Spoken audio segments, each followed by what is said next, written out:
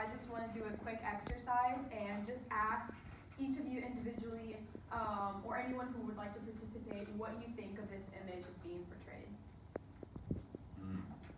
Yes. I think this guy is showing off a picture of him when he was in the army.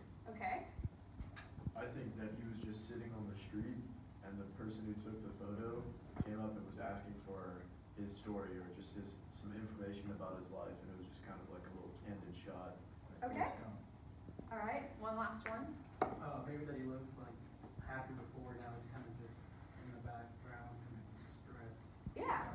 So. Okay. So a lot of you guys got a lot of the bits and pieces of what this story is portraying. So on the next slide, this next slide, it kind of talks a little bit more in detail about what the picture was. So like you said, yes, this picture was taken by someone that asked this man who was sitting in a park for his story. He was actually not in the army, but it is talking about how he had his previous job and how he felt so overwhelmed with his previous job and how relieved he feels now that he is doing a different profession. So a little bit about this. This is an example of what I'm going to be talking to you about today, which is photojournalism.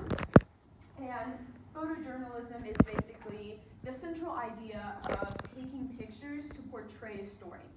And so the example that I gave above was from Humans of New York, which is created and founded by Brandon Stanton, who basically takes a lot of pictures of different people from New York to kind of gather up their ideas.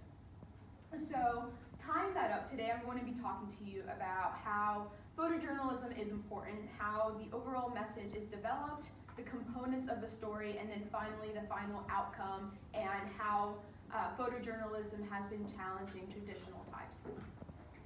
So to begin with, the most important thing that you have to do is find a central message or have a topic in mind.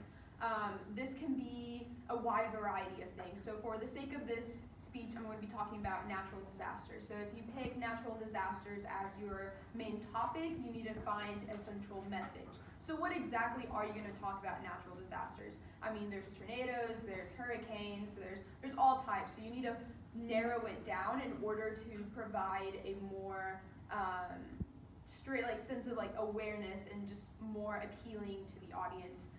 So if you pick natural disasters and you pick hurricane, you can talk about the effects that it has on the people that lost their homes. You can talk about the loss of wildlife. You can document the progression of the natural disaster. So it's just a little bit of different ideas that you have when selecting your topic or your central message.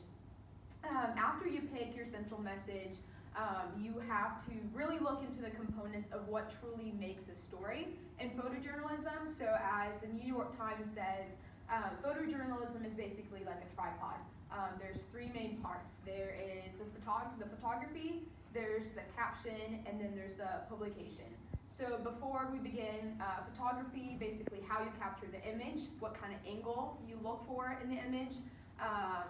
The way you edit the image has a lot to say and a lot to convey to the central message of the theme.